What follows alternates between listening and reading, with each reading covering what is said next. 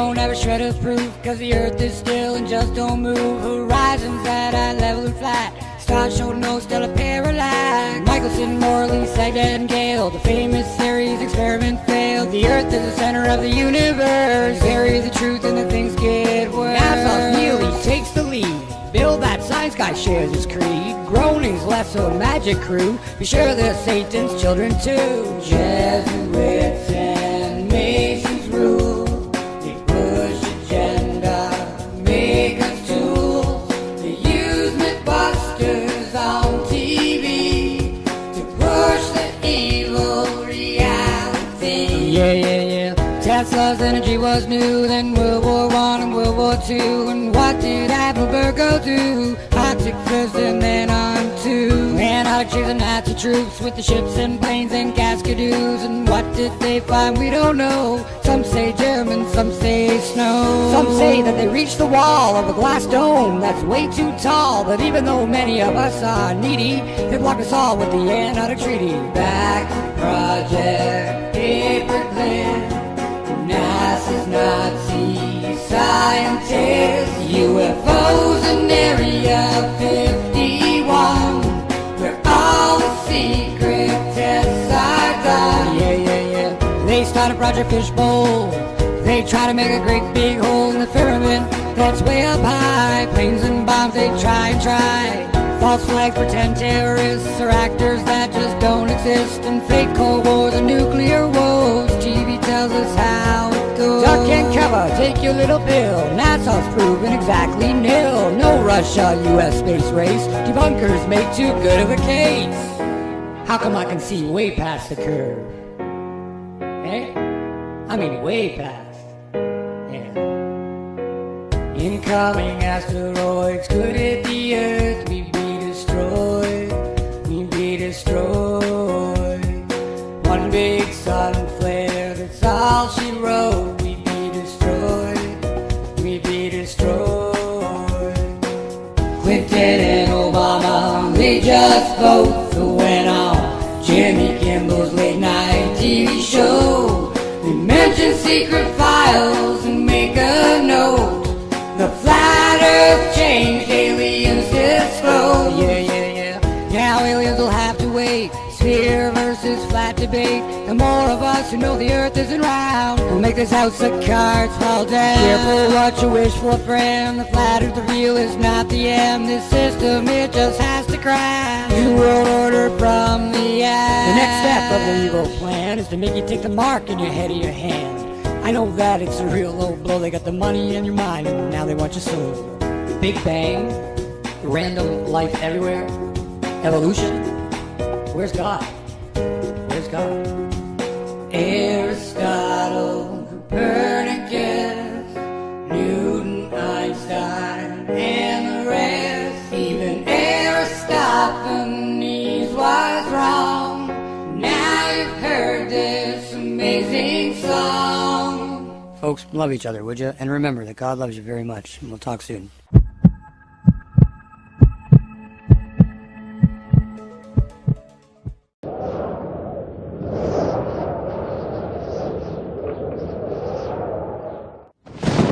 When I first heard this flat earth subject, I dismissed it without even giving it a second thought. But more recently, at the beginning of 2015, I ran across a few flat earth videos again. And while looking into the fake moon photos circulating around, I saw that people were claiming that the images from Earth from space were fake as well. Pretty soon the flat earth subject became viral online. And after looking at the Apollo missions one night and coming to the conclusion that they were nothing more than a huge con game, it jarred my memory about something. And for a very specific reason, I decided to look deeply into the flat earth without just dismissing it blindly as so many do. Why did I look into it this time?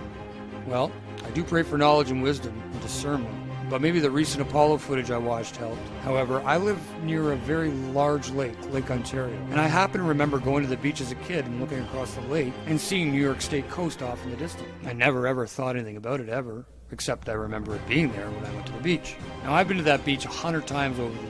And once this topic gained more prominence in early 2015, the first video I saw explained the curvature of the Earth and what it's supposed to be in inches per mile. And it resonated with me because I remember that I could see clear across the lake to the other coast, something that broke all the sphere Earth rules. So with NASA fakery on my mind and the memory of seeing this coastline that supposedly was too far below the horizon for me to be able to see it due to the curvature of the Earth, I re-examined the flat Earth theory. And as unbelievable as it seemed, it started to make a lot of sense, especially since I did distinctly remember being able to see that far coast basically anytime I was at my local beach.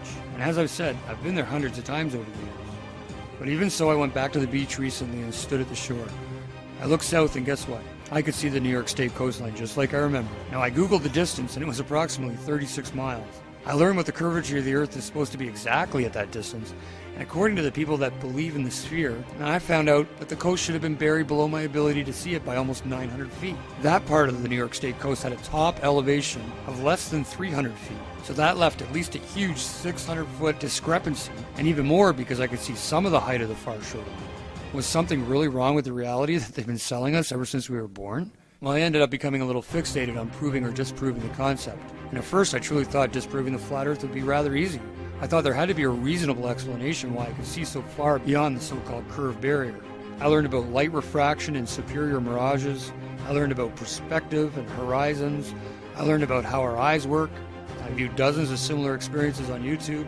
I listened to experts and people who thought they had logical but spherical explanations. In fact, I tried for a few months to debunk the concept and just couldn't. The more I looked into it, the more sense it made, and the less likely that the sphere model we've been spoon-fed since birth was a reality. It's just flat out wrong. And as more people shared their experiences and proofs online, it only added to my growing, pretty much unwavering belief that the world is not what we've been told. And learning about how our eyes work and how perspective work helps a lot with understanding sunrises and sunsets and ships disappearing hull first at sea and other supposed sphere Earth proofs. I can't say for certain what shape the Earth is or how big it is, or if there's an Antarctic ring or a barrier beyond it, or if it's an infinite plane. Maybe everything we theorize is not complete. There are so many possibilities that it blows the mind, and the flat Earth has no real complete standard model because it's all based on us finding out things for ourselves. We agree on the facts and certain basics, but the rest is only hypothetical even if it seemingly makes sense. And as the evidence mounts for both the flat Earth and against the sphere, I wanted to create a special place where folks can learn and share what they've learned with other supporters. Differences of opinion are certainly going to come forth and should be expressed openly. But remember that the goal of my videos and their corresponding threads is to provide the opportunity to use each of us to learn and grow in any area that any of us has a problem in. If there is a thing you can't understand, then ask. Someone will have an opinion and we can go from there. If you have a point to make against what is considered an accepted flat Earth fact, please provide any relevant links or supporting proofs or videos. I am currently under the impression that the entire space program, even the low Earth orbit, and all that is there, is really just a sleight of hand trick by a group of illusionists that have swindled the public, the governments of the world, the media, and us into believing a lie. Everybody, a small group of corporations and cabals have almost complete control over the entire financial, educational, high-level governmental and media systems, leaving it up to real armchair scientists and normal people that can critically think and recreate experiments themselves to independently prove or disprove any accepted line of thought about our reality. Look, I ain't the smartest man on the flat Earth, but I ain't no dummy. I'm educated, and I never ever questioned or ever thought of an alternative to a sphere Earth until this year. It never entered my mind to question this part of our reality at all, ever. But now I question everything. I'm a Christian, and I think I see the big picture. Thanks for watching my video. If you'd like to see more proof against the heliocentric model and proof against the sphere, then make sure to subscribe to my channel. And if there's anything you disagree with, make sure you leave a note below explaining exactly why. Remember folks, follow the golden rule. God loves you. We'll talk soon.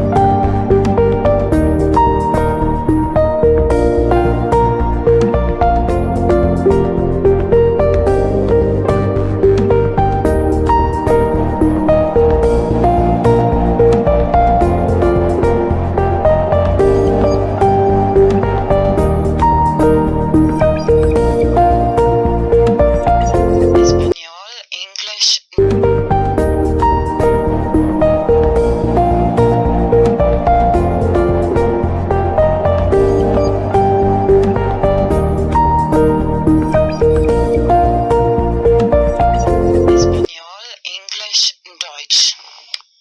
Normalmente produzco solo videos en inglés y español. Normally I produce only videos in English and Spanish. Normalerweise produziere ich nur Videos en Englisch und Spanisch. Pero hoy voy a hacer otra excepción y traducirlo también en alemán. But today I make another exception and translate it into German too. Aber heute werde ich nochmal eine Ausnahme machen und es auch in Deutsch übersetzen. Ya algunas semanas tengo escrito en mi lista de tareas por hacer de traducir el video hashtag BTC4. Now already some weeks ago I have written on my to-do list to translate the video BTC4, hashtag BTC4. Schon seit ein paar Wochen habe ich auf meiner To-Do-Liste geschrieben, den Video BTC4 in Deutsch zu übersetzen. Estoy segura que esta idea puede ayudar a mucha gente económicamente. I'm sure that this can help many people economically. Ich bin sicher, dass diese Idee vielen Leuten finanziell helfen kann. Y da motivación para aprender Bitcoin. And give motivation to learn about Bitcoin. Und Motivation geben, um über Bitcoin zu lernen. En este momento el precio de Bitcoin es muy bajo, económico. At the moment the price of Bitcoin is very low, economic. Im Moment ist der Preis von Bitcoin sehr tief. Sería el momento ideal para invertir. Hoy es el 15 de abril 2015. Would be the ideal moment to invest. Today is April 15th, 2015. Es wäre der ideale Moment zu investieren. Heute ist der 15. April 2015.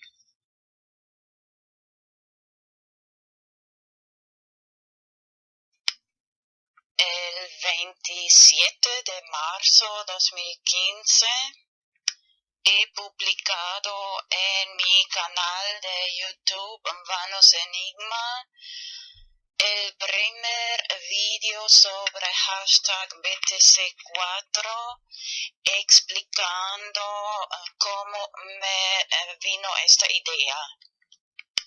On March 27th of 2015,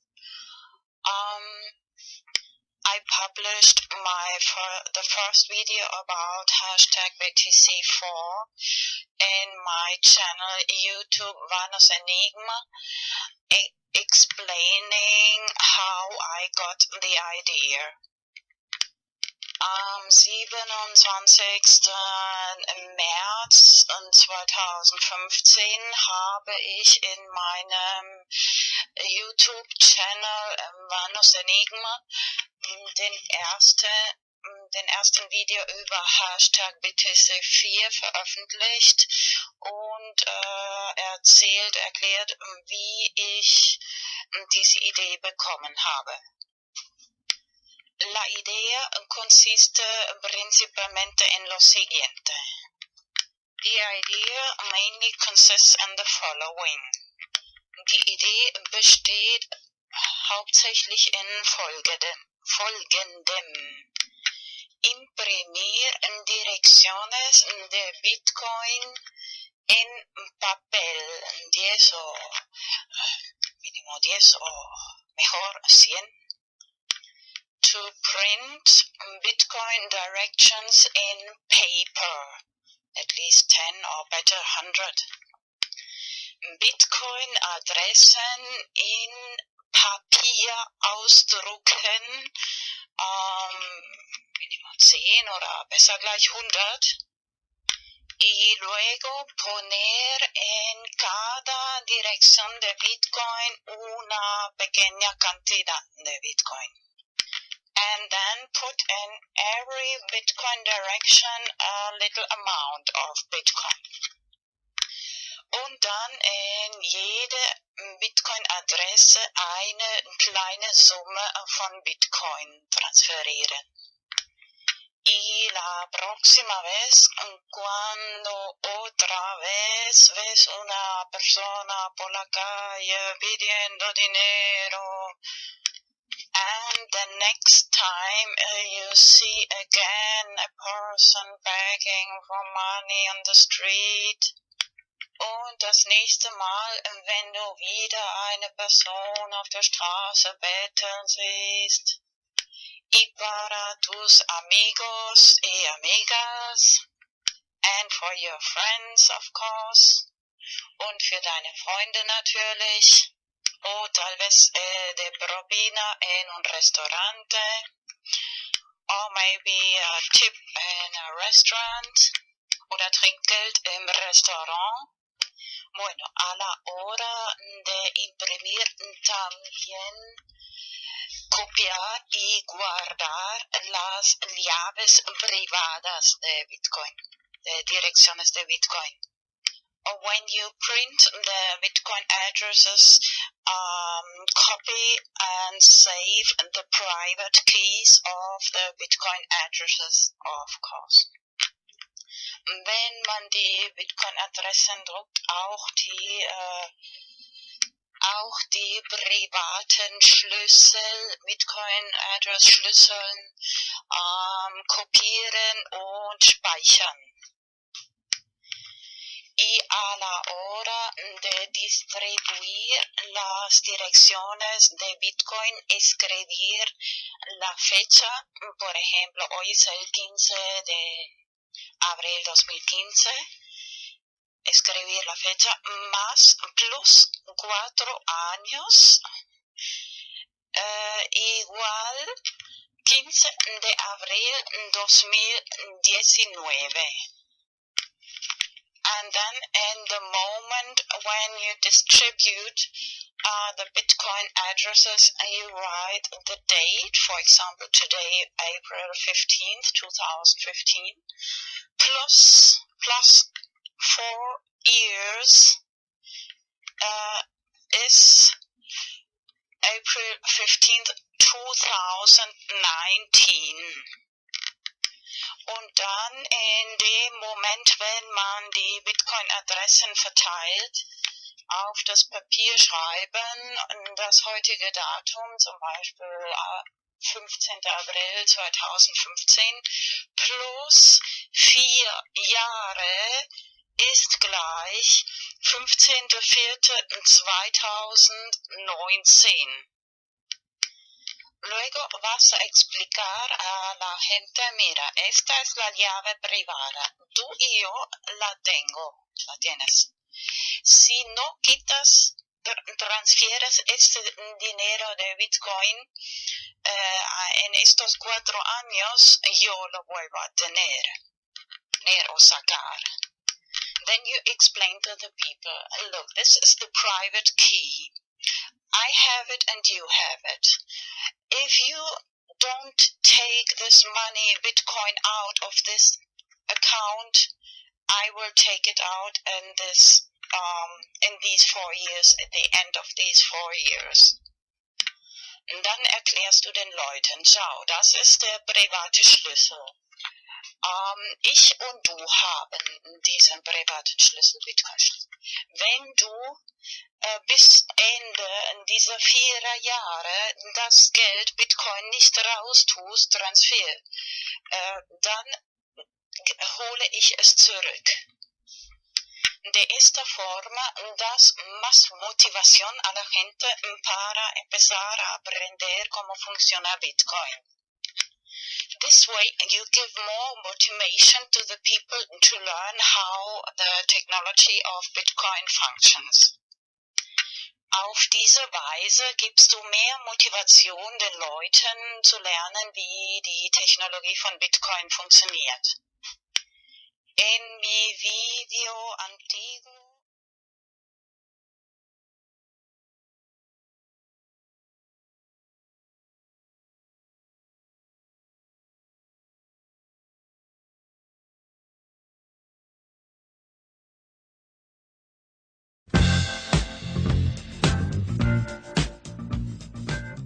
Please won't you be my neighbor? Well, hello neighbor. You're watching the Daily Decrypt, episode 30. I'm Amanda B. Johnson, your host. Today Bitcoin is $331. MadeSafe coin is 2 cents. Counterparty is 90 cents and the SuperNet is $1.18. And today's episode is brought to you by Telebit. A new BitTorrent client that uses incentives to make file sharing faster and profitable is now available, and it's called JoyStream. So JoyStream lets leechers send Bitcoin micropayments to seeders in order to make file sharing so quickly that it would ideally reach streaming level speeds.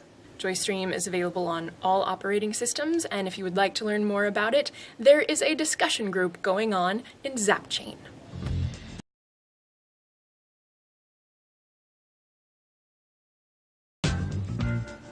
You may have heard of Dash, which is a cryptocurrency we've mentioned here on the Daily Decrypt a few times, most especially regarding masternodes. And in case you're wondering what masternodes means or how all of it works, like for example, DarkSend, which is how masternodes anonymize Dash payments, or Instant X, which is how masternodes can guarantee almost instantaneous confirmations, Dash has been kind enough to put out this video series, which you may find educational in case you were curious.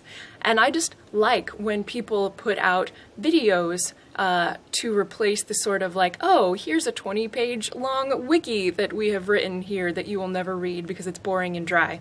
So if you were ever curious, as some people are, in that Dash masternodes get paid, there you go. Have you ever heard of Wolfram Alpha? It's very cool. So I have used Wolfram Alpha just to generate QR codes for payment addresses, right? And so I've just typed in the address, like for example, my Bitcoin tip address, like here, and then QR, and then code, and I press enter, and voila bazam, it makes a QR code for me. But I just discovered today that you can do a lot more than make QR codes on Wolfram Alpha. It calls itself a computational knowledge engine, which is apparently markedly different from like a search engine, and you just plug in questions that you have and it uses like special things to give you answers, for example, about things like chemistry and history and math and physics and even games and all of these things. And so if you are a data head, which I suspect some of you might be, I think you would get a never-ending braingasm by visiting Wolfram Alpha, so I just wanted to tell you about it. There is a government-run television channel in the Netherlands called VPRO, and earlier this month they released a 50-minute documentary called The Gospel of Bitcoin. And I've seen a clip of it, and the clip was to my liking, but I hear from a lot of others who have watched the full thing that it is definitely worth a watch. Apparently it features Roger Ver, Bitcoin Jesus, quite a lot, but unlike a lot of other crypto documentaries, it also features interviews with people who think that Bitcoin is the devil. And so it's supposed to make for an interesting sort of, counter argument, asks the viewer who's more credible, that sort of thing. And so if you were looking for a documentary to curl up with this weekend, there you go. How annoying is it when the weather forecaster tells you to expect rain and you cancel your tailgate party or your beach party or whatever, and then it doesn't rain?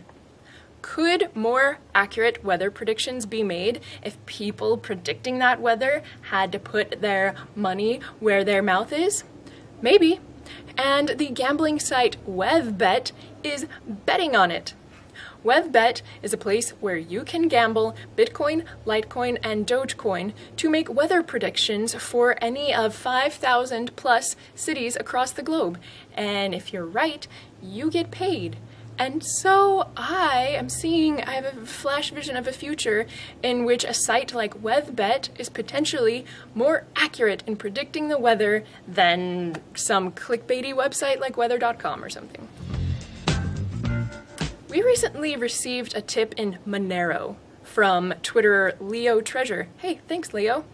And out of curiosity, we went to the Monero blockchain to see what our tip looked like on the blockchain, right? Because like I've told you already, Monero uses CryptoNote and view keys to like do all of these things where it obscures transactions on the blockchain, but I was like, I've never even looked at the Monero blockchain. I should look at it. And so I plugged my payment address into moneroblocks.eu and it gives me an error. Like you cannot search people's transaction histories by addresses on the Monero blockchain. So that in and of itself, I was like, oh wow, that is kind of private. So I actually have to open my Monero wallet to pull out the transaction ID, which only Leo and I know. And I plug that into the Block Explorer. And it did bring up the transaction, and you know what it told me? Like, almost pretty much a whole lot of nothing, right? Like, I don't know Leo's address that he sent from. It didn't show my address either, and it did not even show the exact amount that he tipped us. And so I was just kind of blown away by that. And turns out people whose favorite crypto is not even Monero, like Peter Todd, for example. Peter Todd tweeted recently that he uses Monero to launder his Bitcoins. Like bada bing, bada boom. Useful for all, regardless of what your favorite crypto is. So thanks, Leo, and thanks, Monero. And the Latin American Bitcoin Conference is coming up in Mexico City on December 4th and 5th. And guess who got press passes? This one, and also a cameraman. And we will be there covering it on those days, and so you can look forward to that. I know that I am. And good vibes to the people at Telebit who have been our sponsors this week. I think it's a good way to tell the usefulness of something if the person who's hawking it and trying to sell it to you actually uses it themselves. And that's what the Telebit people did when they reached out to us about sponsorship. They paid us using the Telebit bot. And so that's neat. If you would like to learn how to use it on your own Telegram account or just how to use it on your Android device, visit telebit.org. And speaking of bots, remember to subscribe to the Daily Decrypt so that a Google bot can email you every time we release a video. I love bots. I love robots. Have a good weekend. I believe in miracles. Hey everyone, welcome. Are we having fun at DevCore? This is so amazing. One of the things I love about this space is that I just keep learning. Like every single day I learn something new about Bitcoin, and at least once a week my mind is blown. So that I had that experience again today, listening to some of these presentations. Now I wanted to talk about security today, and if you listen to the trolls on Reddit, I don't know anything about security. So I decided instead I'll talk about parenting. Because I don't have any kids, so you know, if I'm going to talk about things I don't know, I might as well start there, right? You know, parenting has changed a lot. When I grew up, things were very different. Now, in the last couple of decades, parenting is completely different. My sister just had a baby, and I'm watching her as a parent. I'm like a proxy parent as an uncle. It's really strange. I'm watching these parents, and you know, when I was growing up, Purell didn't exist. It's a miracle we actually made it, right? Like we survived because apparently there's bacteria everywhere. And today's parenting involves gallon jugs of Purell, right? You watch these parents like their kid touches a bit of dirt and they give them a Purell shower right there just to make sure. Not the experience I had, right? I grew up in the 70s. We used to play in the garden, roll around in the mud. We'd make mud cakes. Would our parents freak out? No. We'd eat the mud cakes. Would our parents freak out? No. Mostly because they weren't around. They were like, get out of the house, come back when the sun goes down. And so you have to wonder, how did we survive without Purell?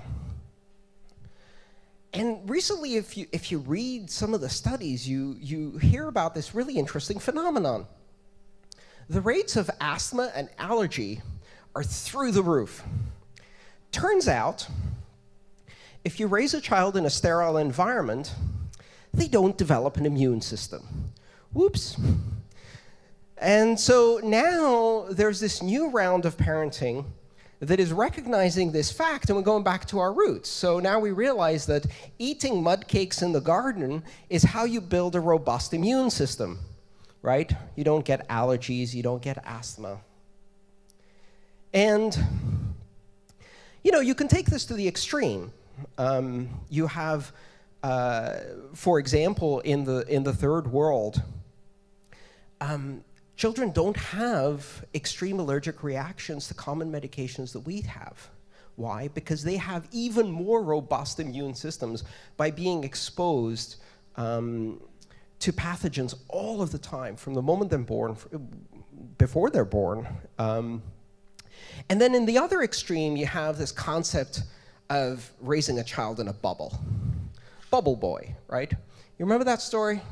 Bubble boy. It's a tragic story because it's true about a child without an immune system. And there are these strange cases or medical tragedies where either children are born with compromised immunity or they lose their immunity through some kind of problem.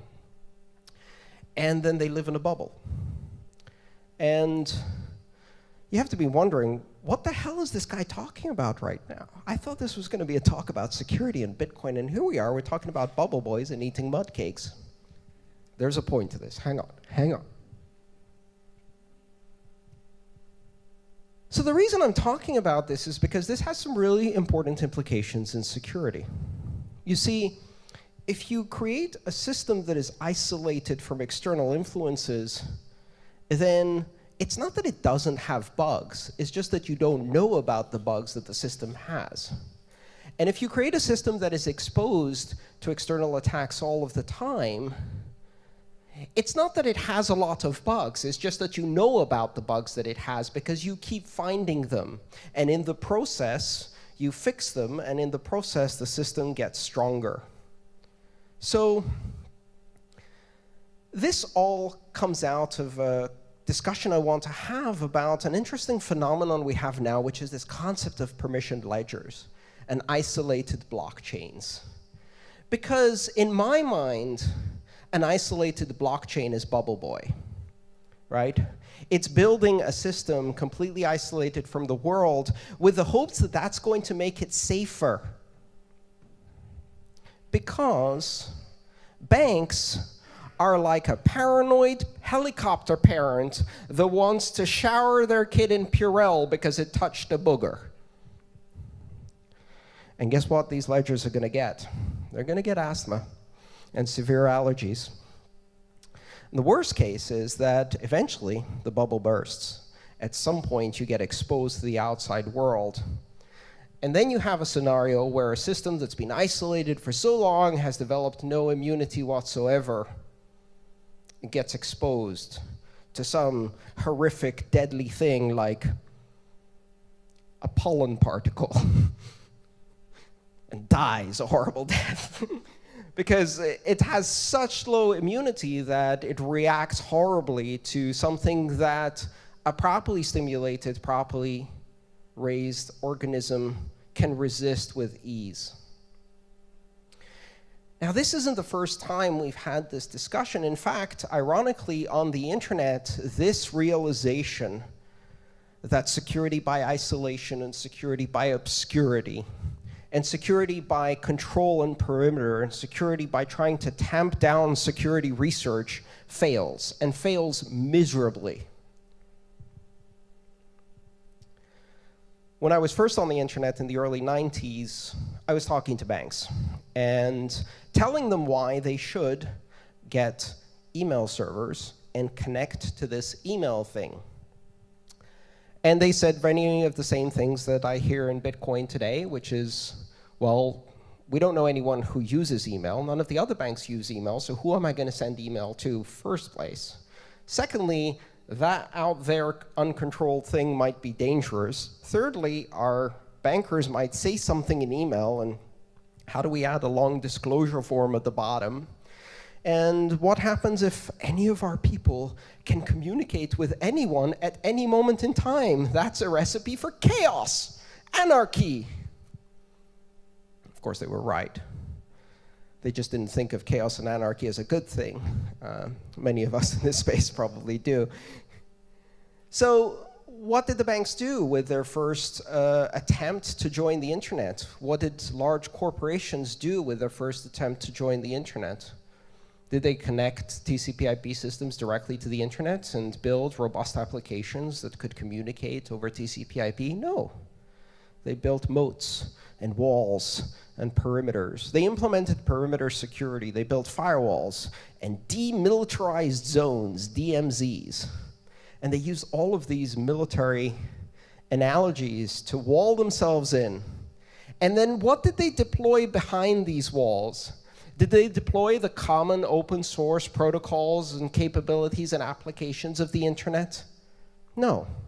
They deployed highly denatured, weak equivalents like Outlook and Front Page. And they built intranet websites that had stale and obsolete content that was only accessible during working hours through a VPN with no influence from the outside. And they said, look, we're doing internet. We're so cutting edge. We're hip. And that's how they did internet. They built these highly isolated environments. And for a very long time, the prevailing idea was that by building these isolated environments, they were more secure. Because they could control things through the firewall. Because they could control access to data, creation of data, access to systems. And now we know that was an illusion.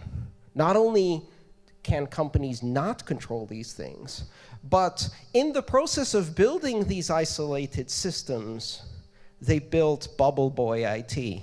They built IT systems that had no resilience, no immunity. Because Outlook had bugs and Front Page had bugs. It's just that they weren't tested on the wild internet very often because a lot of the time they lived behind walls. And when we discovered those bugs, it was bad, right? Because eventually someone gets inside the bubble, or the thing that's inside the bubble gets outside the bubble. See, the problem with bubbles is that you can't trade through them. And if you're in business, your business is to trade. So if you're a business, you do commerce, and commerce can't happen in a bubble. So the very concept of a bubble is antithetical to commerce. You build your firewall. What's your salesperson going to use on the road? A laptop, which they're going to take outside of the firewall for the very first time, plug it into the hotel internet, contract 72 viruses, and then bring it back into the firewall and give it to everyone else. Bubbles didn't work. On the internet, it didn't work. What are we seeing now? We're seeing a whole generation of companies come to the realization that in order to be nimble and effective, they can't be HP, EMC, Cisco, Oracle, Microsoft havens of secluded little kingdoms that don't talk to anything else. First of all, because that shit's expensive and it doesn't work. And secondly, because it's incredibly vulnerable. It doesn't have immunity. And so now we see this generation of nimble, young startups that are true internet companies. Their products, their internal systems, their collaboration, all of it is out there, naked, on the internet. It all happens on GitHub for all the world to see. They use Gmail and collaborate with external email systems all over the world. Their Internal systems are external. There's no such thing as internal in the world of the internet. And they're building robust applications because on day one, those applications live in the wild. And they're more secure. They learn to live out there in the big, scary internet. And those companies are thriving.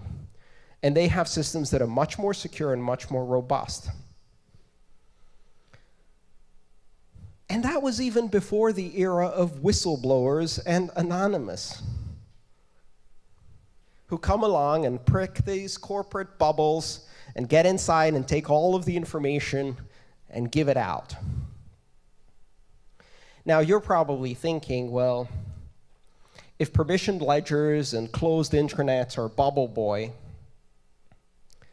then the wild internet and Bitcoin are like a kid eating mud cakes, right? A system that has immunity, something exposed to pathogens. Well, almost. That might have been the analogy I wanted to go for, but you know me. I'll go a bit further. Bitcoin isn't the kid that eats mud cakes. Bitcoin is a swarm of sewer rats. Gnarly things missing eyes and claws and tails, like those pigeons you see in Trafalgar Square that are hopping around with this mutant arm stump. And what do they eat? What do they eat? They eat raw sewage. They eat your trash. They eat the most virulent things on the planet. There is nothing in this world that has more strength in its immunity system than a New York rat or a pigeon or even, God forbid, a squirrel. Those things are horrible. And so a rat is not going to have allergies. It's not going to sneeze because of a bit of pollen. This thing is already carrying 3 variations of the plague, and it shrugs it off.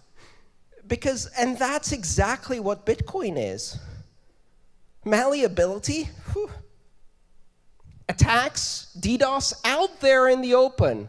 Port 8333, come and get me. And is anybody trying? Hell yes, everyone is trying for 6 years. The best and the brightest, the meanest and the most malicious are throwing everything they can at this deformed swarm of sewer rats out there, these 6,000 nodes that are listening, and God knows how many other nodes that are exposed to the vagaries of the wild internet, and it survives. So what do the banks do? They're going to build bubble boy blockchains. They're going to build permissioned ledgers. Do you think permissioned ledgers suffer from transaction malleability? Hell yes, they do. Do you think altcoins suffer from transaction malleability? Hell yes, they do. They just don't get those things fixed, right? And neither will the permissioned ledgers. And that's just one of the thousands and thousands and thousands of bugs and weaknesses and weird exceptions and edge cases that we're going to find while living out there in the wild. And we're going to build this incredibly robust system, which is already taking shape today. I mean, beyond the idea that you could have a decentralized consensus system, the idea that that decentralized consensus system could actually survive for 6 years is kind of ludicrous.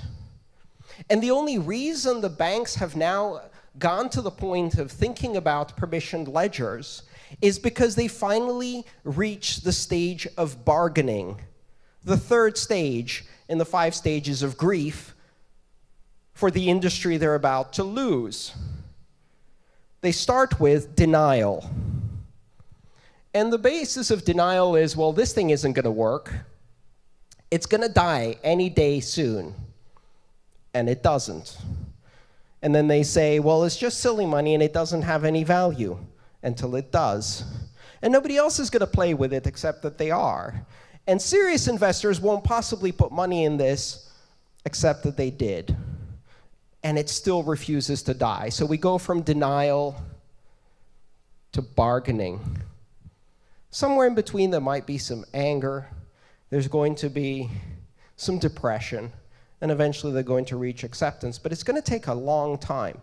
Because if you look at the internet, we're now on maybe 25 years into the internet in terms of really beginning to broaden its use. 25 years in, and there are plenty of companies out there that think that as long as they put their Oracle, EMC, HP, Cisco, Microsoft shit behind a perimeter firewall, all is going to be well. They're still building bubble boys and intranets on the internet. They haven't learned that lesson after 25 years. It's going to take longer in finance. Not only is decentralization, open protocols, open source, collaborative development, and living in the wild a feature of Bitcoin, that's the whole point. And if you take a permissioned ledger and you say, well, that's all nice, we like the database part of it, can we have it without the open, decentralized, peer-to-peer, open source, non-controlled, distributed nature of it? Well, you just threw out the baby with the bathwater. You're never going to build a bubble strong enough to keep financial information. Ironically, this is all happening at the same time that as banks have finally gone onto the internet, they're leaking. They're leaking so much from every orifice. They're leaking. Anonymous, WikiLeaks, insiders, all of that stuff. They don't have confidential transactions. They don't have encrypted this. They don't have privacy. They don't have zero knowledge. They have completely open ledgers. And what do they overlay on top of them? KYC and AML. So they attach identities to everything they're doing so that when that database gets leaked, it will have a completely rich history, not only of every transaction, but of every participant in the system. That's what they're building. They're building panopticons. They're building a panopticon of financial information, and it's leaking. Because the truth of panopticons is when you build a panopticon, it stares back. And when it's the internet that's staring back, that's 4 billion eyeballs. I'm not so worried about my financial information from my bank leaking, because maybe a couple hundred people are going to stare back. But when Angela Merkel's phone numbers and phone calls leak, ooh, everybody's staring. 3 days ago, the internal presentations and PowerPoints of the Department of Defense about their drone assassination program leaked. 4 billion eyes staring back. You built a panopticon, it's staring back. And so the real question we should be asking about permissioned ledgers is, do you really want to put KYC AML on Bubble Boy? Because you go and add all of that information, when that database leaks 4, 5, 6, 10 years into the future, you're going to give anonymous WikiLeaks historians a complete record of every transaction you ever did. The secret slush budget of Lockheed Martin, the black budget of your government, the bribes that you paid to depose a democratically elected government, or to install an oil well in a pristine rainforest. All of that shit is going to be on WikiLeaks and all over the internet. And you're going to provide the rich KYC metadata that you painstakingly attach to every transaction. Meanwhile, we're going to build Bitcoin with encrypted, anonymous private transactions. And you'd better rethink this panopticon. You'd better rethink this bubble boy. Because building resilient systems is about exposing them to continuous attack. That's how you build resilient systems. So I'm not scared of permissioned ledgers. Denatured, defanged, centralized, weak systems behind bubbles. Those are not going to scale. They're not going to survive. They're not going to be secure. They're not going to be providing privacy, and they're going to backfire badly. But the funny thing is, that lesson is going to take a long time to learn. I can see it now. Sir, we had all of the drone assassination things behind a firewall, but someone burst through the bubble. All right, call the general. Get me 2 bubbles. We're going to double up. Bubbles within bubbles. Sir, they burst through our double bubble. Titanium bubbles. If we pay Lockheed Martin $100 million, maybe they can build us a double titanium bubble that we can hide all of our data behind. Sir, it lasted 30 seconds before Anonymous ripped it to shreds and put all our data on the internet. I wonder if we can build more bubbles. They think that having your data on the internet without controlling it centrally is weakness. It isn't weakness. That sewer rat out there isn't weak. It's the strongest thing we can build because it's constantly under attack. And wrapping it in a bubble, it doesn't make it stronger. It gradually denatures and weakens it until what's left is a pale, immunosuppressed little lab rat with red eyes that dies the first time it's exposed to the flu. And so that's what security is. Security is a process. It's a process of openness and exposure. It's a process of continuously adapting to new attacks, and in that process, dynamically becoming more and more robust, less and less fragile. We're introducing Bitcoin in a world full of fragile systems, central banking, centralized banking, monetary systems that can't manage to achieve liftoff in the economy. In that environment, we're introducing a robust, global, decentralized system. And it's robust today. It's not perfect. It's got bugs. But we don't hide those bugs. We announce them. We glorify in them. We discuss them. We invite people to attack it. And we take that information and we make it stronger every single day. And that is why we win. Because while they're building Bubble Boy, we're building a swarm of sewer rats. Thank you.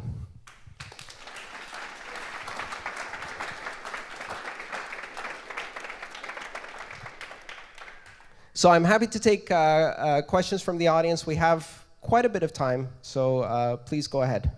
Andre.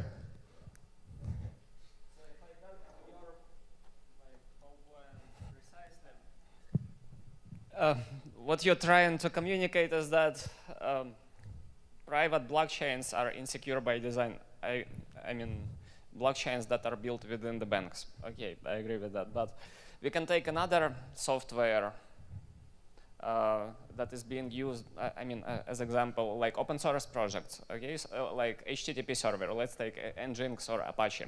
It's being used by big corporations like Google, Oracle, whoever, including banks that have a lot of private information. And so what prevents the banks from taking open source grown copy of the Bitcoin code and launching it inside?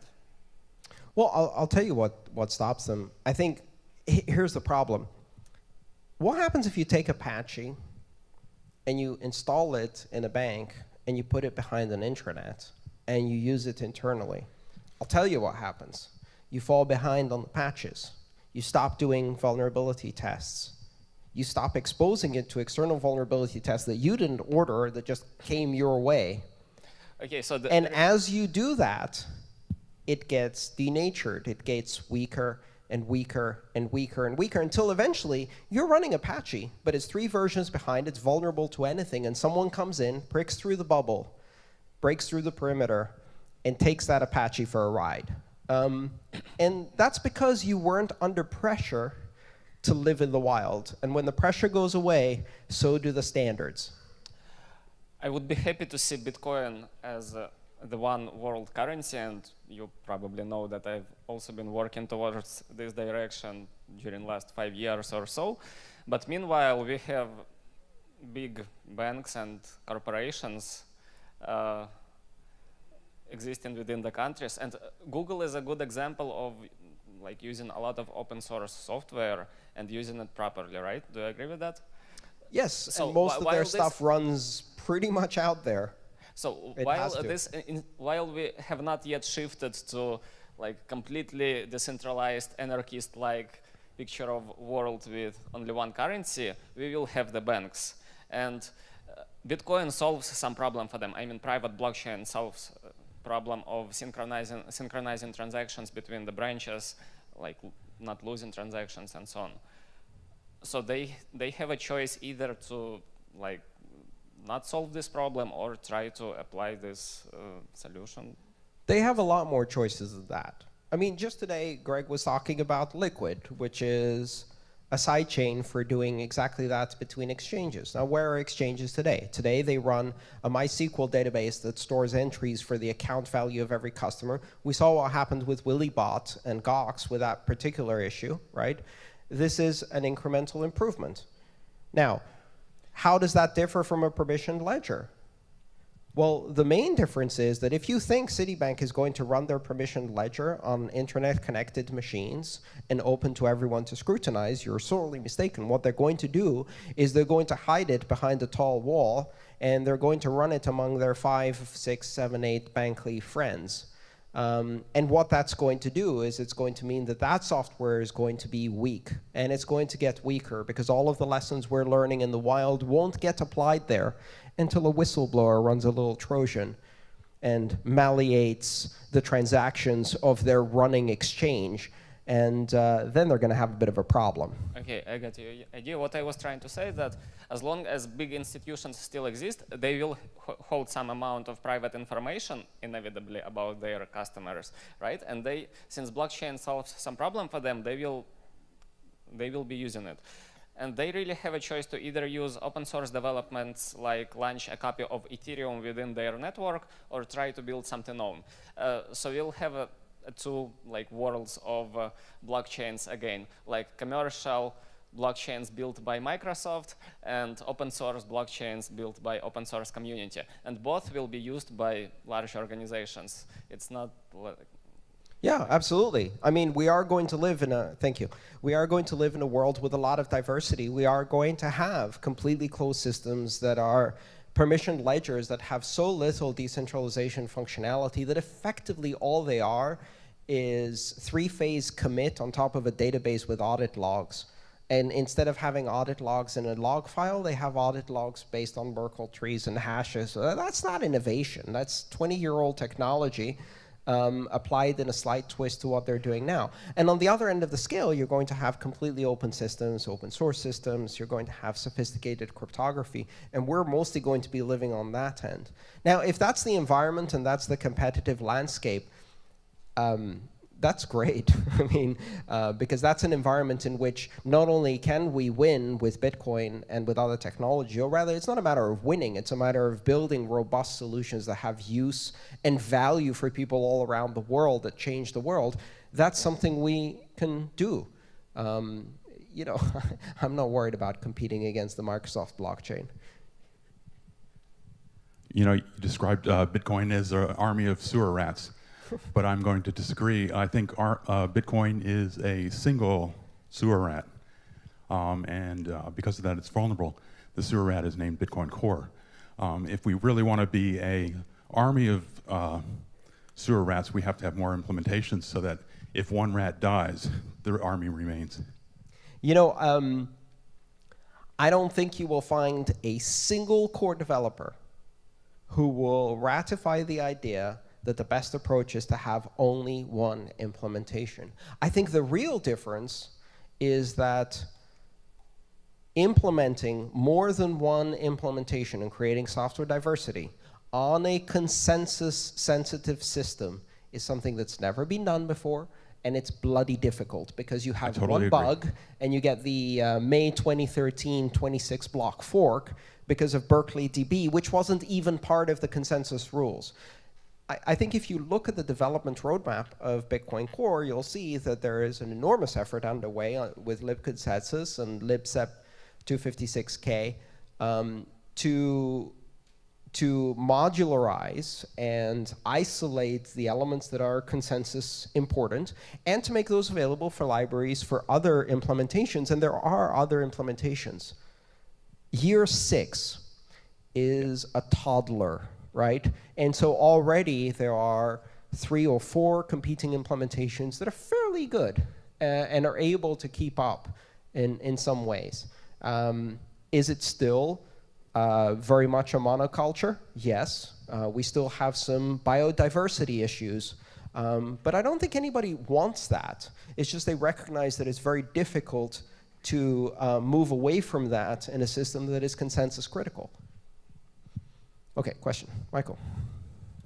How much of it is a question of competence? I mean, looking at operating systems, iOS is a lot more secure than Android, and that kind of breaks down your analogy.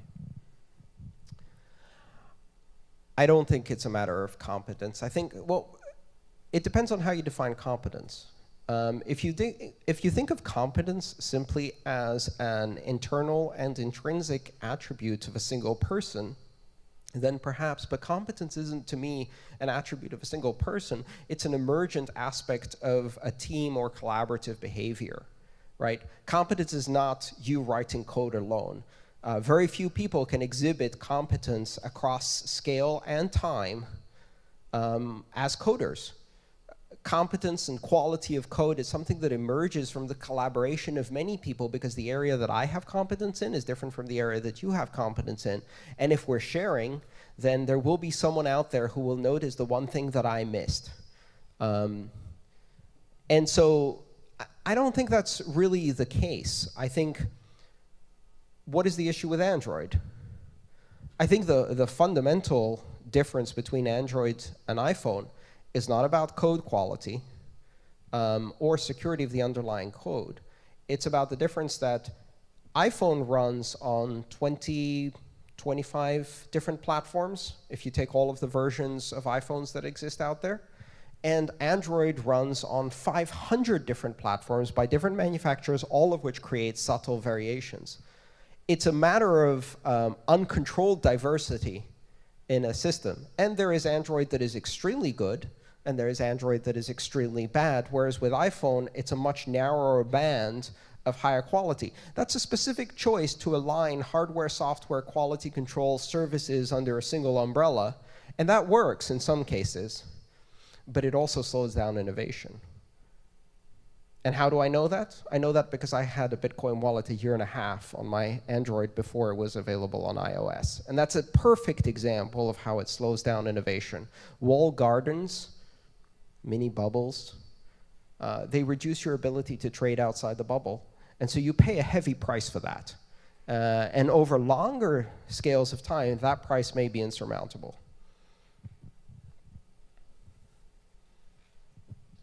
I love the sewer rat analogy.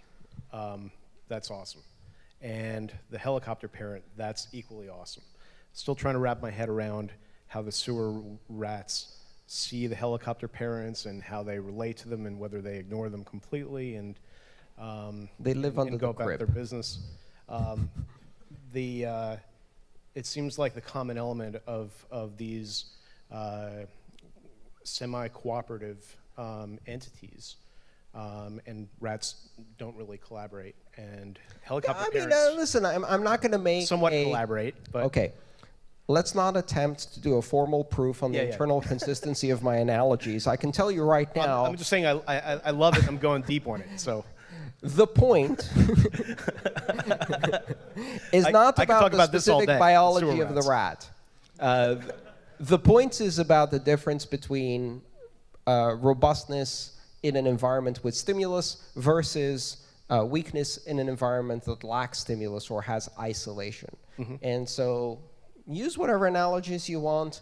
I thought that starting a title of a presentation with Bubble Boy and the Bitcoin sewer rat, as I announced on Twitter last week, would at least bring some people here thinking, what the hell? Absolutely. Thank you. But in addition, I think that control is the medium that or the perception of control is the medium between the two of them. Control. And when you said rats, I immediately thought of Pizza Rat in the New York subway system and yeah. And the helicopter parents like pizza too, so maybe pizza is the control. Well, here's the thing. Control is going to be a big issue with these permission ledgers. The illusion of control or the use of hierarchy, authority, and control in order to effectively change the future.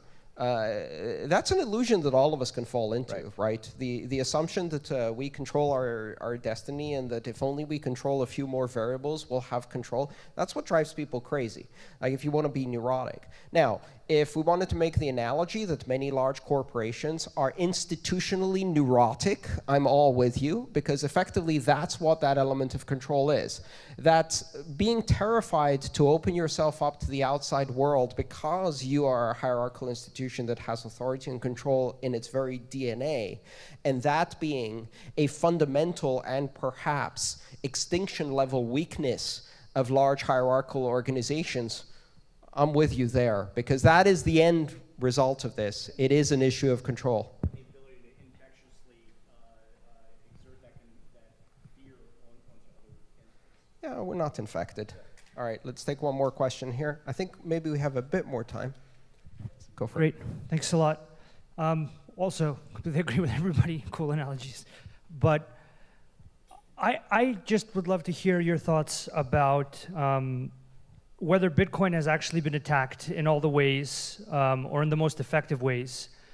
Because one thing that makes sense to me, as you know, if I, for example, had an attack that was very effective, right, I wouldn't use it now when I can't profit from it. I would wait until I could profit from it, namely when a short market appeared, where if I successfully executed the attack, I would make $10 million. $20 million, you know, any millions of dollars. So I'm just not, I get the analogy and what you're saying makes sense compared to distributed ledgers. I'm just wondering on your perspective of what happens when much more economic incentive via short markets appears for somebody who might have an attack to actually use it. That's a really good point. And I think we should recognize, and let's be realistic here, Bitcoin has not been attacked in every way possible and as much as it possibly can yet. And it certainly wasn't in the early days. Bitcoin had one unique advantage, which was this 2+ year honeymoon period when nobody thought it was important or relevant or even would work. If at that time people had attacked it, it was much weaker, right? There were some horrific bugs in the early days, right? And there are plenty of core developers here who can talk about some of the hilarious things, like, for example, being able to create Coinbase with billions and billions of Bitcoins in them. Oops. You know, some of the validation rules slipped through blocks that had infinite coins in them, and many other bugs. We got a honeymoon period then to fix the most egregious bugs. And we still have a honeymoon period now, because here's the hilarious thing. Most of these banks, most of these large organizations in finance, most of the central banks, they look at Bitcoin the way Walmart looks at a lemonade stand. And they are still laughing, which is great. I hope they keep doing that for 2 more years, 3 more years. Give us a bit more of a honeymoon period so we can get even more robust, because we really don't need concerted attacks right now. Although, from another perspective, I would rather have some of the attacks materialize now before we have mass adoption and a lot of users being disrupted. But this is a continuous process and a race. The real issue here is the time scale, right?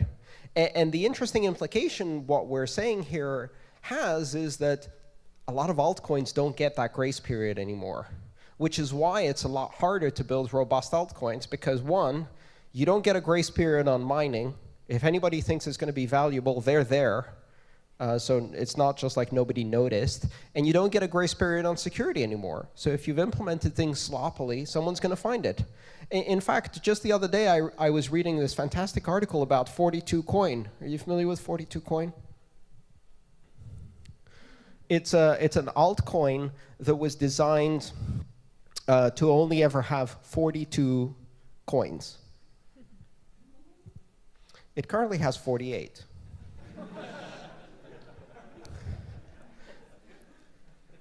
It would have taken 2 lines of code to constrain the mining algorithm so that after the initial process of mining the first 42 coins as promised, it stopped. And in fact, several people noticed that this was missing from the code, and they wrote to the developer who had since abandoned the project. And so nobody patched it, and nobody upgraded these systems because they were really running in an isolated environment and not really participating in a real economy. So nobody fixed them, and then coin 43 was mined. And at that point, you have an existential crisis for this altcoin because it's no longer a 42 coin. This is going to keep happening, and it happens because there's not enough people interested in fixing the bugs. This is the other, the flip side of this idea. It's really hilarious to me when you talk to companies and you say, hey, how about you open source your code? And they say, oh my God, if we do that, people are going to see it, and they might use it without paying us. And the hardest thing to explain to a company that's doing software is, you wish people would see it and use it. Most likely, if you open source your code, like the other 700,000 projects on GitHub, no one will give a shit, and no one will use it. And you will not create a community. If you actually manage to get people to see it, use it, and create a developer community around it, congratulations, you're in the 1% of projects that have achieved that. It is a rare and difficult achievement. And in fact, Bitcoin has succeeded more in that than any of the altcoins, or, to go back to my previous analogy, any of the permission ledgers would ever hope to have when they close themselves down from external scrutiny. Do you want to pass it to the person next to you, please? Thank you. Okay, so I really like sewer rats too, and I see them in New York City scurrying around the subway, and maybe they could survive a nuclear apocalypse or something more than the bankers up above, but they're also living in muck and dirt in these little small passageways, while the bankers up above have huge buildings, and they also have a lot of power, and they could go live in Bermuda. Their bubbles give them a lot of ability. I'd like Bitcoin to have a lot of power too. How did the sewer rats get power? Well, here's the funny thing. 650 million years ago, there was a big lizard species, or a series of big lizard species on this planet. And they were big, and they were proud. And they tromped around, and they stomped around. And they usually stopped on little furry mammals that were scurrying among the tree trunks below them. They didn't pay much attention to them, but guess what? They died, and the little furry things became us, and we won. So don't underestimate the little furry mammal among the trees, because someday meteors happen. And here's the thing. When the dinosaurs see the meteor, they go through the same process of the banks seeing Bitcoin. They look up and they go, well, that's not happening. That can't be real. And then they start screaming at it. So to me, the banks at the moment dealing with Bitcoin, the ones that have begun to realize what is happening are now braying at the meteors, trying to make them stop falling on their head. And you can't really do that. Don't underestimate the tiny, scrappy little incumbent, the little competitor scurrying around the tree trunks, because eventually they become the dominant species. And remember where and how the internet developed in the beginning.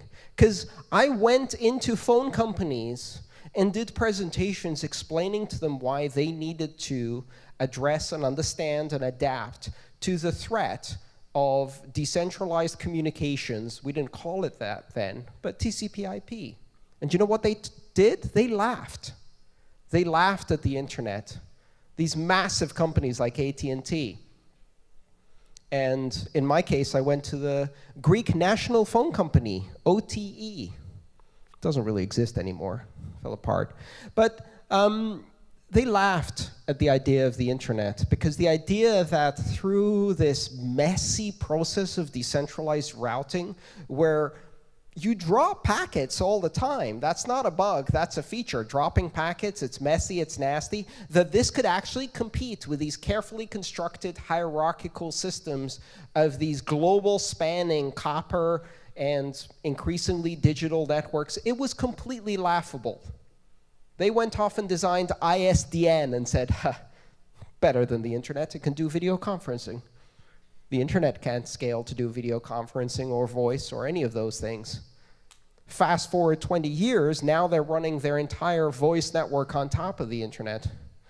Things change much faster than we anticipate, and the power and scalability of decentralized systems and the robustness of systems that initially appear to be messy and sloppy, like the internet was, can often surprise. But what doesn't or shouldn't surprise you is the hubris of those who think that the little scrappy competitor won't amount to much. All right, I'll take one more question, and then we'll wrap it up. Thank you. There you go. Alan Turing and Enigma demonstrated that no form of cryptography, any form of cryptography can eventually be broken. All through history, when you had Navajo and various types of cryptography, there was always something that nobody imagined that would crack it. Do you believe that to be true or not? Yeah, absolutely. All forms of cryptography can be broken. All forms of cryptography are eventually broken. That is a truism. Including that behind Bitcoin? Including that currently behind Bitcoin, yes. The question again is timescale. You see, the real secret of the Enigma was the secret of the broken Enigma. The reason Bletchley Park was successful in essentially winning World War II, at least for the North Sea and the British forces, was because they managed to hide the secret of breaking Enigma. Because what would have happened if the secret that they broke Enigma leaked? Enigma would have been improved and changed. And the damage that they had managed to cause, which at that point was complete and systemic capture of all of the cryptographic communications of the Germans, would have been contained. And so they would only be able to capture the Enigma machines that hadn't yet upgraded. Isolation was the downfall of that system, because by definition it had to be isolated. So the lesson we need to learn is, we expect cryptography to be broken. We expect every system and subsystem within Bitcoin eventually to be weakened. And what we need to do is, one, make sure that any such weaknesses are not systemic and complete, and then identify the weaknesses early enough to start addressing them so that they don't become systemic. And the best way you do that is by existing in an open, collaborative environment where you learn about those weaknesses. If ECDSA gets hacked today, or becomes weak today, what does that mean? Does that mean that every person in the world can suddenly crack ECDSA at any scale? No. It will mean that for a certain class of very well-funded attackers, certain types of ECDSA with an enormous effort can be cracked. At which point, our friend Greg back there will be building a sidechain that doesn't use SEP 256K1, SecP 256K1. In fact, the example of the Schnorr signatures implementation on Elements Alpha already shows you the possibility of having a Bitcoin subsystem that allows for a variety of signature technologies to be used within the Bitcoin ecosystem. There's no reason why we all need to use ECDSA. We can add a patch to the system that recognizes, let's say, Apple's curve that they use. I don't remember what it's called. It's a long number. Or that uses a completely different cryptographic system. I'd probably select something created, verified, audited by Bruce Schneier. But the bottom line is that you could create, in fact, an ecosystem where you don't rely on any single curve, and therefore the system is robust because every customer can pick which curve they want to use or which signing system they want to use, so that even if one of them was compromised, it only compromises a subset. That's possible to do today. The real question we need to ask is, like 2 weeks ago, SHA-1 was shown to be weak. Eventually, SHA-256 is going to be weak. And at that point, we had better have reached the point in the curve where fees matter more than rewards. Otherwise, the consensus mechanism won't let us upgrade. But there are always weaknesses. No cryptographic system lasts forever, which is why you don't want to bake it into a permissioned ledger behind a wall that nobody ever inspects, maintains, or updates, because then it's going to become weak. And in fact, those systems are going to become monocultures. They will lack security biodiversity, to use the term strangely, but they will lack the diversity required. Bitcoin is not very diverse today, but it is getting more diverse and will continue to get more diverse and more robust. All right, thank you all. Appreciate your time, and thanks so much for coming.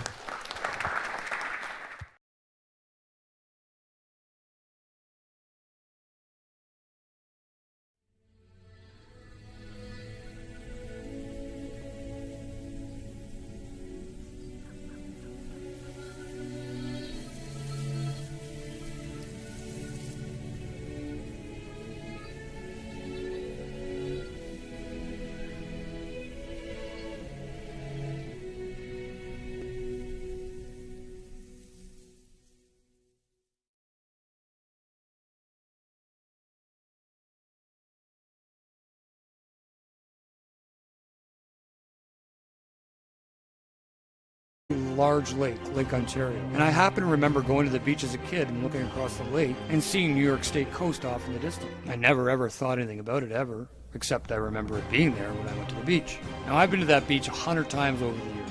And once this topic gained more prominence in early 2015, the first video I saw explained the curvature of the Earth and what it's supposed to be in inches per mile. And it resonated with me because I remember that I could see clear across the lake to the other coast, something that broke all the sphere-Earth rules.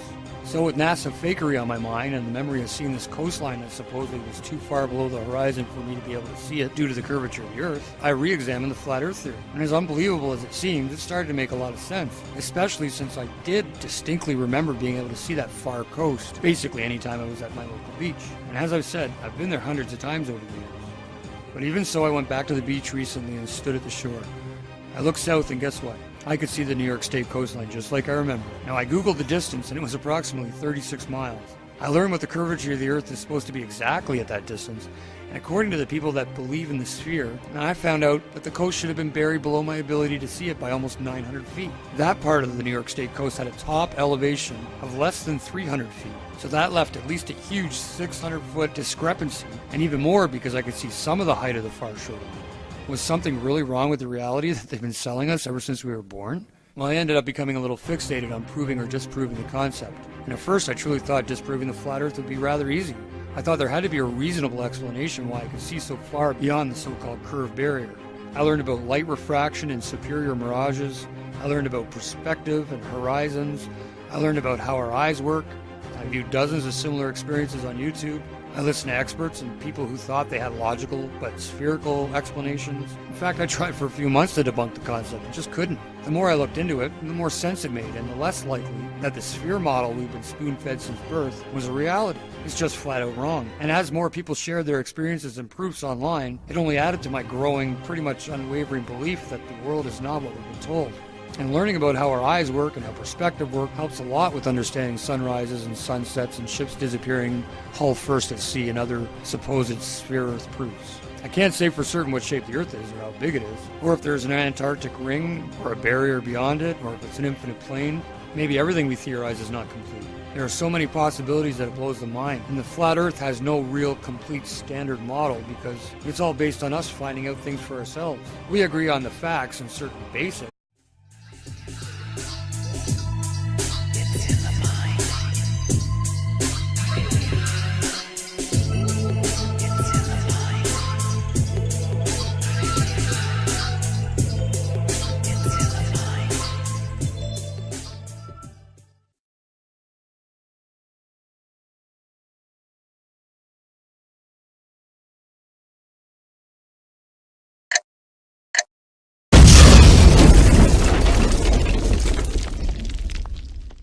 Aristotle, Copernicus, Newton, Einstein, and the rest. Even Aristophanes was wrong. Now you'll hear this amazing song. They don't have a shred of proof, cause the Earth is still and just don't move. Horizons at eye level and flat.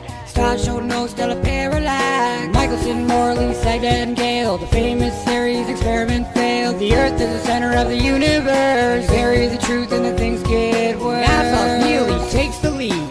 Bill, that science guy, shares his creed. Groaning's less a magic crew. Be sure they're Satan's children too. Jesuits and Masons rule. They push agenda, make us tools.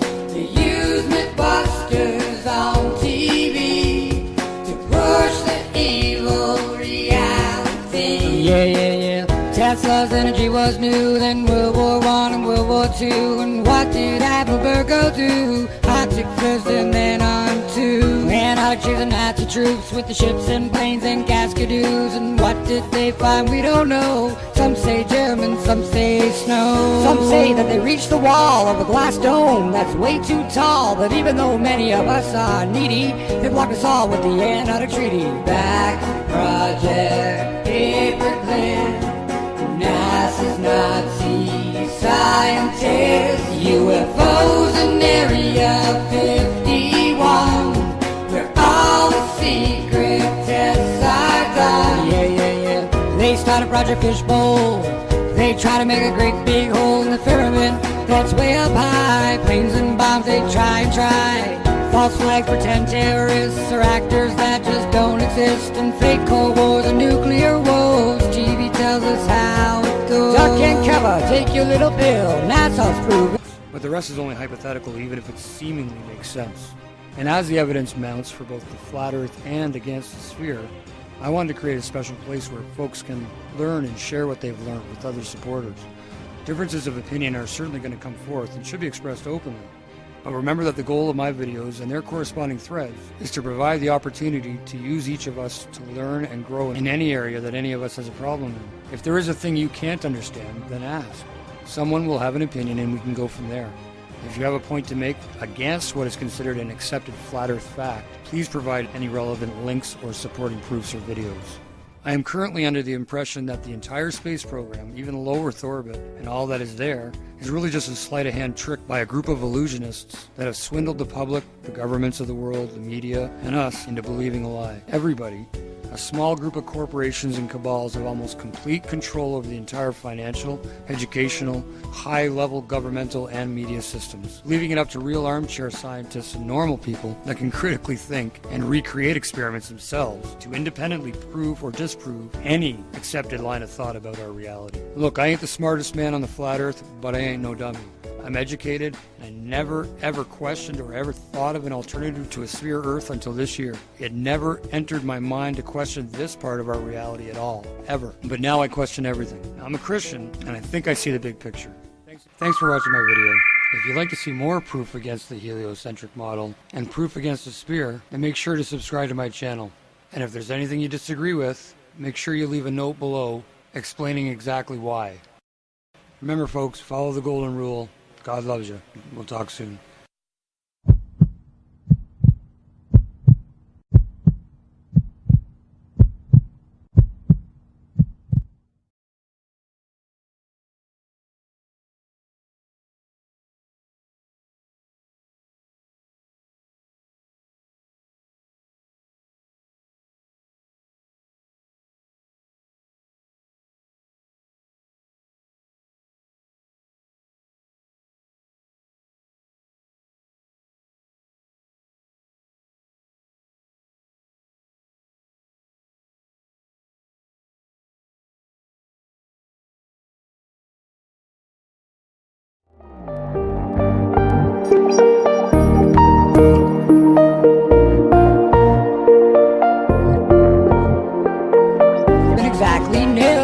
Russia, U.S. space race. Debunkers make too good of a case.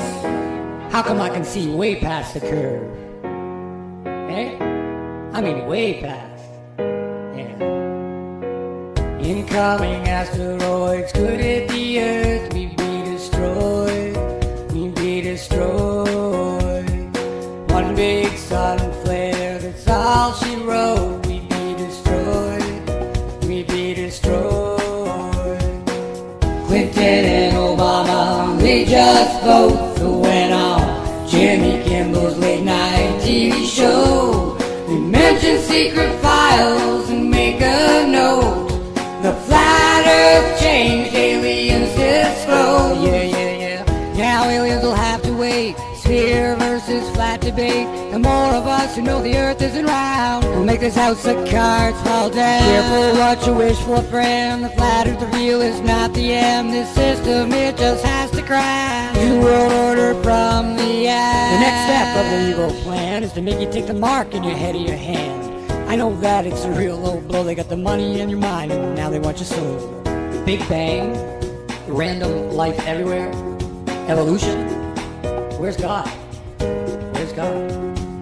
Aristotle, Copernicus, Newton, Einstein, and the rest. Even Aristophanes was wrong. Now you've heard this amazing song. Folks, love each other, would you? And remember that God loves you very much. And we'll talk soon.